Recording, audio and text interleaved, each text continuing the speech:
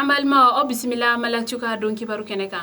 bi kibara munu mambulo kada kulo kan ode utkalo kle wolonvla mali finitugu koni boyake kanyashin gawo aleni menaka o finitigi muso koni ma munu chawtayala aleni demsen falato o boyan nun kon me talike malula aleni suguru gaw gouverneur ale yere boloye ni boyan nun kon di utikuma ko wa fene kada ni ma ko falen nun kon fene be kulo kan ko ulu koni hakilibe ula wa utena nyina uko ko ulu koni ka lanyini ne wakati be uko ni kaseka boyake ni muso nunu nye ale ni demseni nunu nim finintigi muso chesabakato nunu ale ni demsenu ulu koni ka chilasela koni ka fola ko ni wale koni jara ule ko sebe ko wa ulu koni be duwa umke ko ni wale nunu koni kana dansirala kibara wɛrɛ mbambolo kada kulo kan ode utukalo kile duru shu ka duguje akile worola mali finitugu janfa wale do koni tara ka ulu segere senzana ni ale koni be segu marala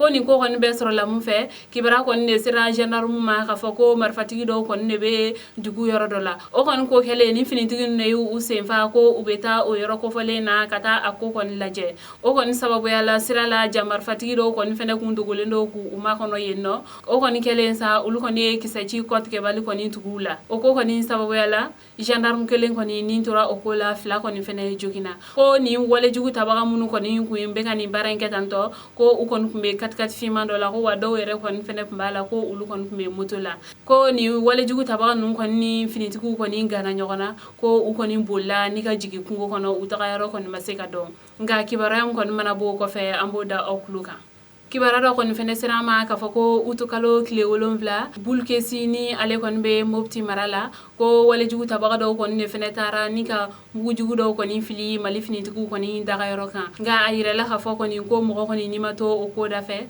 ko wa fene ko mo ko majuki kuna foni kunchela kibara wɛrɛ mbambolo kada kulo kan ore utukalo kile wolonvla ministri som kon ka baranya shilendo kirihoma ale ni mali chaka yorombe ni o kon ka baranya shilendo aramade kon ka hake kolashilma ulu koni ubolo di nyogoma ni ka seben koni ke kanyeshi mugoma mugomun koni bora kay marola ka sababu ke jonya walewiye koni ministri so ni chaka yoroin koni benaka ka mugo bi woro koni ka ulula segin uga dugula keren ne yala kay nera jema marala ko ni mugo nun koni be kunye usigi yoro rebla ka sababu ke dugula mugo wero koni me ka jonya walewta ko usegere aleni wale jugu chaman su ko were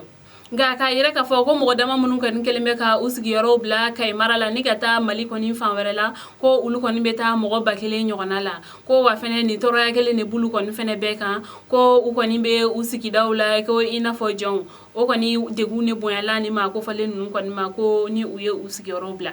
ministri so yin aleni ni chaka yoro en koni ni baram kene ko ne baranyme ko ga ku hakli kon najgi ko alibi jamata ko be ko fe ko uga dofara uga chestri kan wala sa chogamna nunu bela jelen kon be seka uga yere ma horo ya soro ni ga segin usigi yoro la